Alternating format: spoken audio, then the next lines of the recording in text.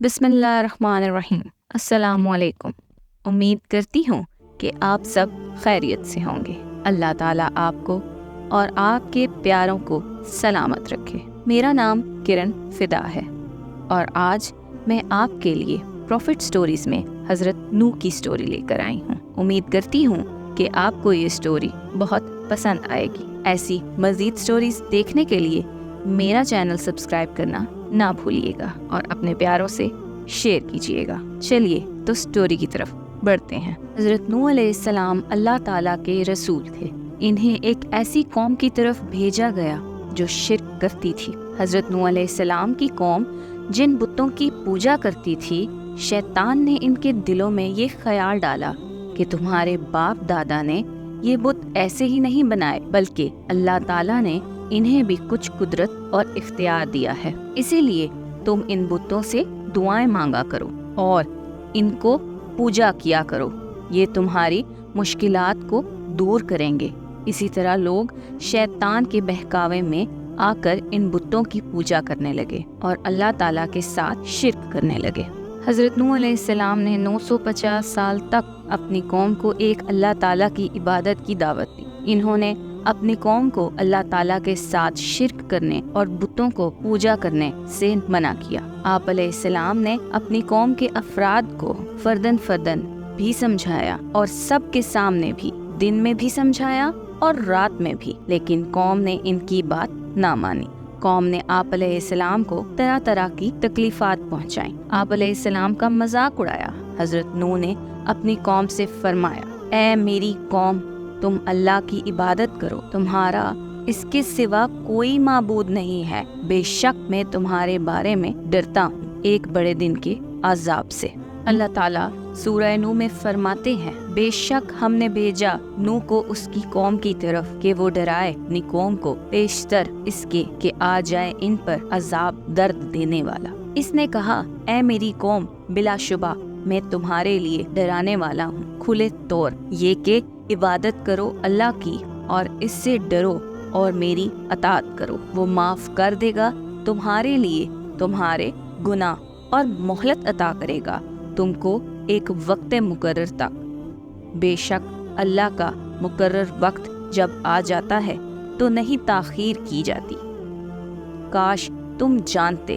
آپ علیہ السلام نے اپنی قوم سے یہ بھی فرمایا، میں تم تک اپنے رب کے پیغامات پہنچاتا ہوں اور میں تمہاری نصیحت کرتا ہوں اور میں اللہ کی طرف سے وہ جانتا ہوں جو تم نہیں جانتے۔ قوم کی مسلسل نافرمانی اور ان کے عذاب طلب کرنے پر اللہ تعالیٰ نے اس کافر قوم کو انجام تک پہنچانے کا ارادہ فرما لیا۔ پھر حضرت نوح علیہ السلام کی طرف وہی فرما گئی کہ آپ علیہ السلام کی قوم میں سے مزید لوگ ایمان نہیں لائیں گے۔ پھر آپ علیہ السلام کو ایک کشتی بنانے کا حکم دیا گیا۔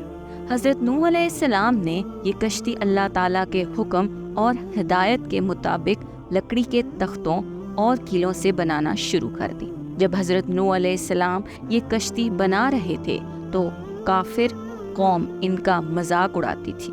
ان کا خیال تھا کہ ہر طرف خشکی ہی خشکی ہے، یہ کشتی کہاں چلے گی؟ لیکن حضرت نوح علیہ السلام نے ان کی باتوں کی پرواہ کیے بغیر اللہ تعالیٰ کے حکم پر عمل کرتے ہوئے کشتی بنا لی۔ جب کافروں پر اللہ تعالیٰ کے عذاب کا وقت آیا تو اللہ تعالیٰ نے حضرت نوح علیہ السلام کو کشتی میں اپنے گھر والوں، ایمان والوں اور جانوروں کے ایک ایک جوڑے کو سوار کرنے کا حکم فرمایا۔ اللہ تعالیٰ کے حکم سے زمین سے بھی پانی ابلنے لگا اور آسمان سے بھی پانی برسنے لگا اور دیکھتے ہی دیکھتے پانی طوفان بن گیا، ہر طرف سے پہاڑ جیسی موجیں اٹھنے لگی۔ حضرت نوح علیہ السلام کے 3 بیٹے ان کے ساتھ کشتی میں سوار تھے، جبکہ ایک بیٹا کشتی سے باہر تھا۔ حضرت نوح علیہ السلام نے اسے آواز دی کہ اے میرے بیٹے، کشتی میں سوار ہو جا۔ اس نے کہا، میں پہاڑ پر چڑھ جاؤں گا، وہ مجھے بچا لے گا۔ حضرت نوح علیہ السلام نے فرمایا کہ آج اللہ تعالیٰ کے سوا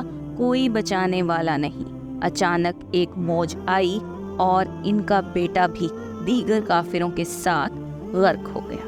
پھر جب طوفان کے اختتام کا وقت آیا تو اللہ تعالیٰ نے زمین کو اپنا پانی نگلنے کا حکم دیا اور آسمان کو پانی برسانے سے روکا۔ چنانچہ اللہ تعالیٰ کے حکم سے طوفان تھم گیا اور طوفان کا پانی خشک کر دیا گیا۔ حضرت نوح علیہ السلام کی کشتی ایک پہاڑ جودی پر جا کر رک گئی۔ کشتی میں بچ جانے والے لوگوں نے اللہ تعالیٰ کا شکر ادا کیا اور اللہ تعالیٰ کی فرما برداری میں زندگی گزارنے لگے۔ حضرت نوح علیہ السلام کے بعد ان کے ایمان لانے والے تینوں بیٹوں سے انسان کی نسل چلی، اس لیے حضرت نوح علیہ السلام کو آدم ثانی بھی کہا جاتا ہے۔ حق کی دعوت دیتے ہوئے حضرت نوح علیہ السلام کی ثابت قدمی اپنی مثال آپ ہے۔ آپ علیہ السلام کی زندگی سے ہمیں یہ سبق ملتا ہے کہ ہمیں حق پر ثابت قدم رہنا چاہیے اور اس راستے میں آنے والی تکلیفات کو صبر کے ساتھ برداشت کرنا چاہیے۔ جب انسان فیصلہ کر لے کہ اس نے غلط راستے کو اختیار نہیں کرنا تو اللہ تعالیٰ بھی اس کی مدد فرماتا ہے۔ ایسی مزید سٹوریز سننے کے لیے ہمارے چینل کو سبسکرائب کریں، لائک کریں اور شیئر کریں۔ جزاک اللہ۔ اللہ حافظ۔